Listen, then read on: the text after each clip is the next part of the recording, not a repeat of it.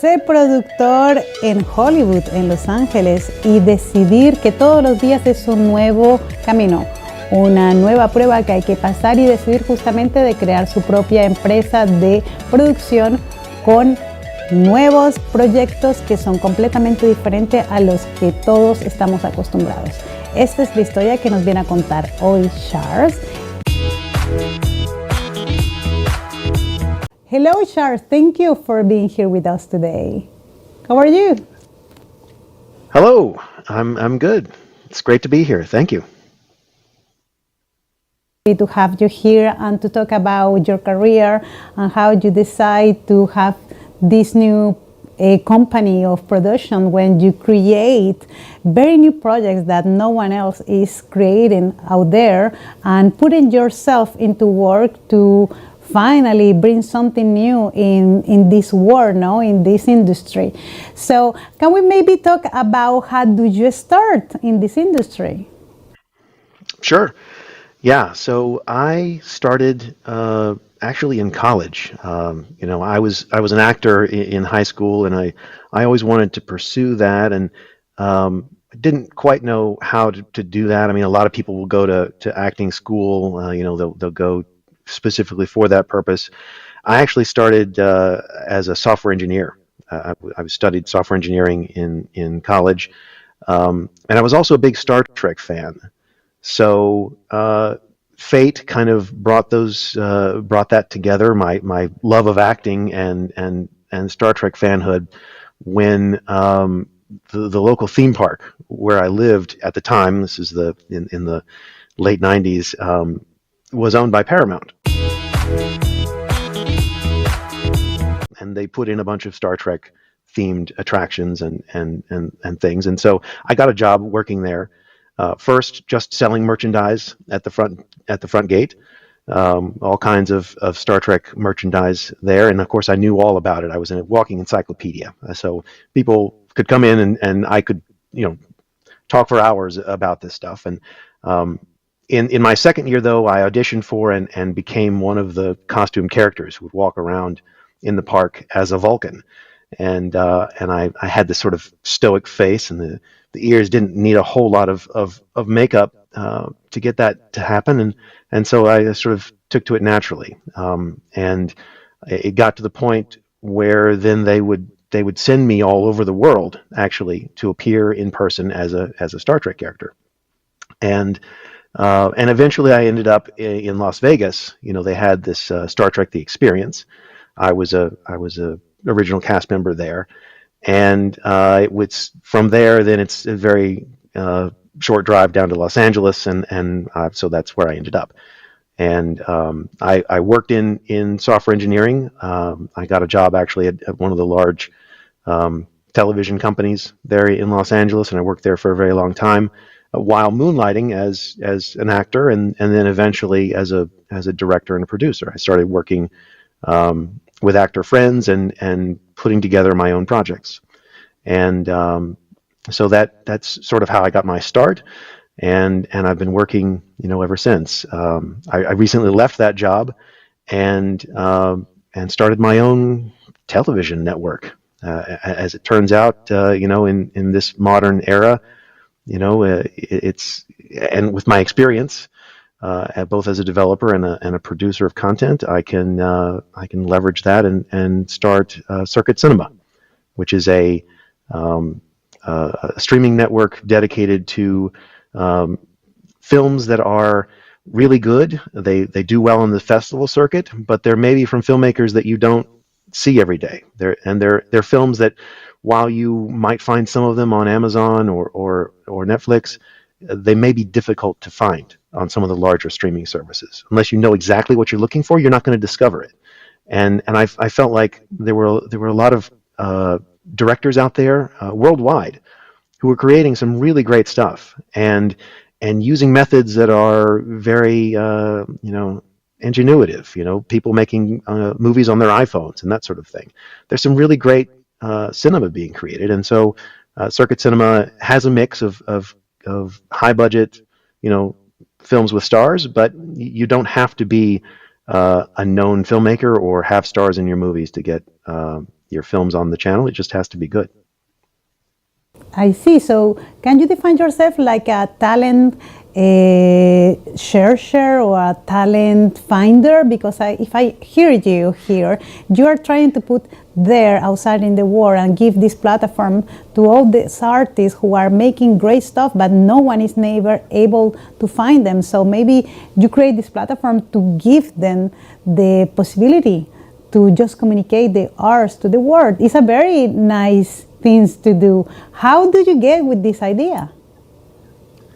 Uh, Great question. I mean, it's from my experience, as a filmmaker myself, and having filmmaker friends. I know the situation that I've been in before, early in my career. I know the situation that some of they are in, and I've been to the film festivals. I've seen a lot of these great movies, but then you wonder what happens to them. Where do they go? And um, for people at home who don't go to film festivals, they don't travel the world to do this sort of thing, they should have a place to go and find easily some really great stuff. And if filmmakers see that as a gift, that would make me feel good. Part of what I want to do with this channel is make it a destination for where people want to have their films. Before I started the channel, I might have looked at something like a Criterion channel and said, I want my content to be on that channel. And if filmmakers look at circuit cinema and say the same, then that's a success for me. I mean, it's an amazing thing to do. Basically, you are giving the voice to those who doesn't have a voice in this industry. So it's really brave of you. But I suppose all this came also with a lot of challenging moments. Maybe you can share with us those challenge moments that you have to overcome to finally create what you really wanted to create for yourself and for others. Yeah, yeah. I mean, it's all very challenging. There are always roadblocks, no matter where you are in the business and who you are. There's something always standing in your way, and that's not going to change. It's just going to be different things and further down the road.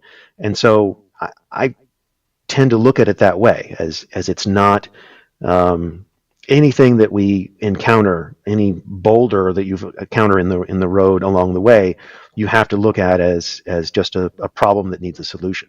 And so I tend to take a very actually structured way about problem solving. You have to look at and understand the problem.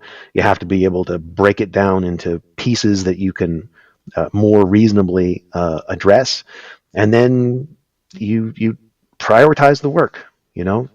What are the things that are standing in my way that are the most critical? What are the problems that if I solve this problem is going to get me the farthest down the road? And so if you take that sort of almost scientific approach to attacking those problems, then those boulders don't seem quite so large. I hear what you're saying. It's very interesting because basically what you are talking here, and we were talking this in backstage before for the audience to understand, is the fact that you always have challenge. And I love this approach of life because basically this is an approach of life that you have on your own. That is, you always going to have problems, and it's always going to be big problems. But if you are able to see and separate every single problem and prioritize what is important, what will help you to resolve the others small around, is a great way to find the way to make it happen. Basically, that's what I say. What you're saying is no nothing. Do you think is me a little bit more spiritual? And it's always thinking about when you are in alignment or not in alignment, and that is how I prioritize. You today are having a very different approach about the fact that it's mathematics. Basically, if you see it only as what it is, it's a problem. If you prioritize what is going to help you to resolve others' problems, you're going to get a better result. And it's a very healthy way to approach life, basically. Yes, and I don't think those two approaches are incompatible. And in fact, I think you need both. I think you need to always be looking at where is my end destination, and that works very well with this idea of I need to manifest what my end result is. You need to visualize it. You need to look at, where is my North Star? Where am I headed? What is that end goal that I want to achieve? And you need to visualize it. You need to feel it. You need to understand what it would be in that position that you're trying to achieve. And that will then inform you when you hit that boulder, and you're looking for solutions to get around this problem. And all the problems look big. When you're faced with it, your current roadblock is always unsurmountable, it seems. But then you look back on the road after you've passed it, and it doesn't seem so big anymore. So you have to keep that mindset that this is not insurmountable. We can get through this. We just need to approach it, and always have that spiritual, if you will, feeling that this is my destiny. This is where I'm headed. I can get there, and I need to visualize myself in there and use that feeling to help inform how do we attack these problems that we've separated from the larger issue. Absolutely, I absolutely agree with you. So basically, yes, it's use all this information about spirituality and how vision boards and how we get the emotion that we want to create before we create it, so we can be able to, you say, in your logical way, to get through the problem solving, right? And if for the spiritual people like me, they say more like to be in alignment with that and to be able to receive. So basically, I love this approach, because basically it's telling us that everything that what we know with logic and science is also something that we can find also in our spiritual being, just as manifester or just as being the person that we want to be. But we really need to be in that frequency, and to be able to be in that frequency is to be able to have this mindset that help you to understand that you're always going to have problems and you always have to resolve those problems. So are you a problem resolve people, or you are only the people who want to be there and cry for the promise? And I believe me, I'm the one who stay there and cry a lot before I move. But I think it is human, right?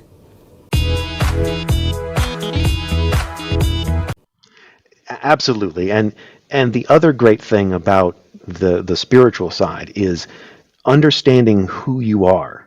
It's very important to keep a track of who am I and what do I stand for and what is my moral compass say. And because you don't want to solve problems that you're facing by compromising any of that.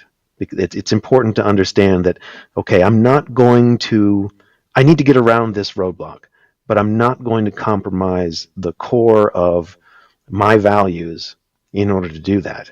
And there are a lot of people who would say, especially in Hollywood, you have to compromise your values in order to get where you need to go. And that's just not true. Fundamentally, you're going to have to work really hard, and you're going to have to do some things that feel uncomfortable, but you should never compromise who you are. And if you find yourself in a situation where the company that you work for is making it feel like you have to do that, or if you are if they simply are doing business in a way that does not match with your moral code or your personal values, and if you can't change them from the inside, then you need to find something else to do, somewhere else to go. That's not the path. So true, and you have to be able to accept the fact that not everyone is aligned with you, as you say, and not everyone is gonna be willing to do things the way you want to do it. And it's so important to understand who you really are, the core of your values, so you don't get yourself loose in that illusion that others create over you, because basically there are the expectations, and that is what they want and what they are, but it's not exactly who you are. And when we are in line with ourselves and we love ourselves and respect ourselves, we're going to be able to be strong enough to say no to the temptation. And that is a very important message, basically, that you're giving here today. Thank you for sharing this with us, because it's so important, basically. Yes, you're gonna get lost in other people's dreams and mindset, and you're gonna lose yourself. And when you lose yourself, you're not gonna be able to create what do you really want and need in your life for you and for others. I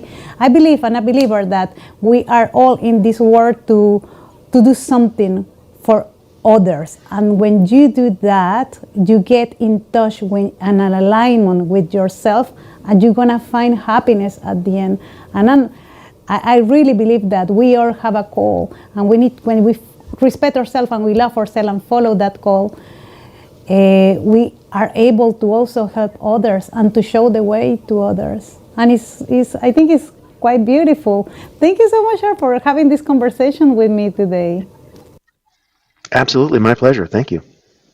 So my last question is going to be about your projects. Now we were talking about how would you create it, the process making and everything, and all the challenging things that you have to overcome and to find yourself and who you are and go for it. What are your projects now that you have all this created already? Sure. Yeah, I mean, I've produced several films and directed them. Most of them are on my channel, actually, Circuit Cinema. The next project, the one I'm working on, right now, is actually a virtual reality television show. So my theory was, virtual reality in the headset. The virtual reality headset is just another screen. It's a place where you can create video that's immersive. You can see it all around you. You can hear it all around you. And when you move, obviously, you see different things. There's no different than a television screen. It's just a different format. And so I theorized you could make a television show, a primetime style, 1 hour drama in that format. And so that's what I set out to prove. And so over the last year and a half or so, I've been filming using 360 cameras that have 8 cameras around in a circle looking in every direction, and bringing in real actors. A lot of people would create content for a VR headset using computer generated models or AI. And there's a little bit of that. There are some special effects shots, but for the most part, it's real actors on a real set performing like they would on a regular TV show. It's just there's not as much equipment around. Obviously, you can't hide the lights or anything. Everything has to be practical, and then there's just the one camera.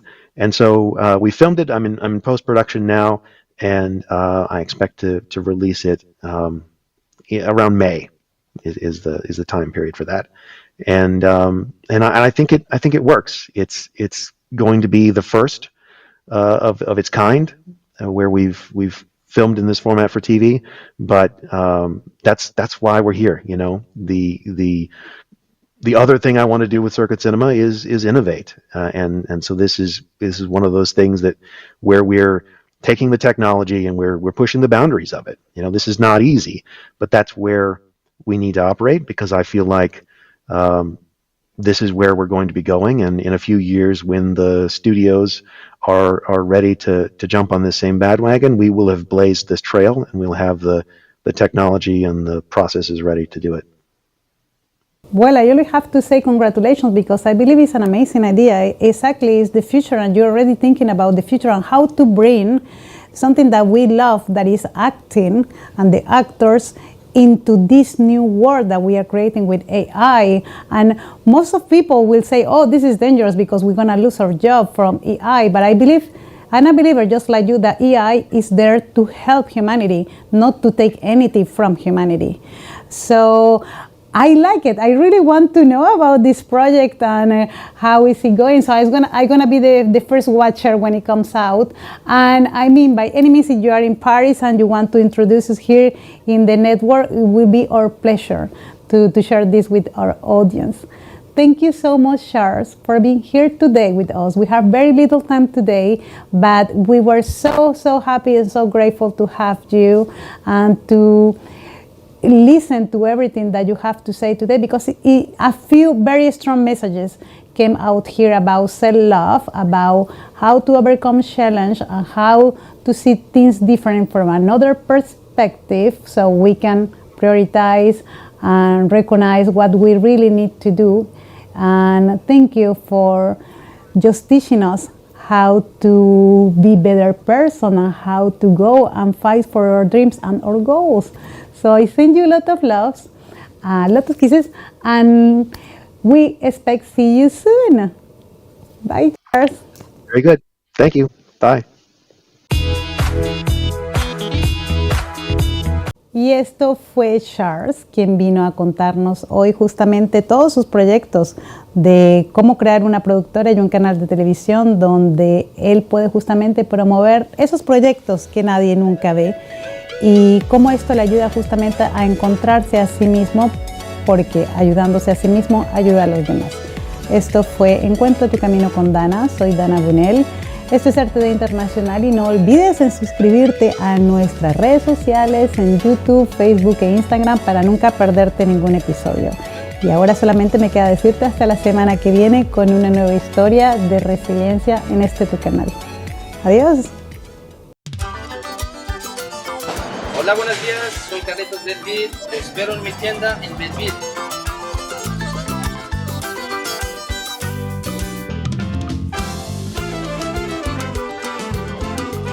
Ubicada en París 10, Metro Belleville, 135, Rue des Faubourgs du Temple.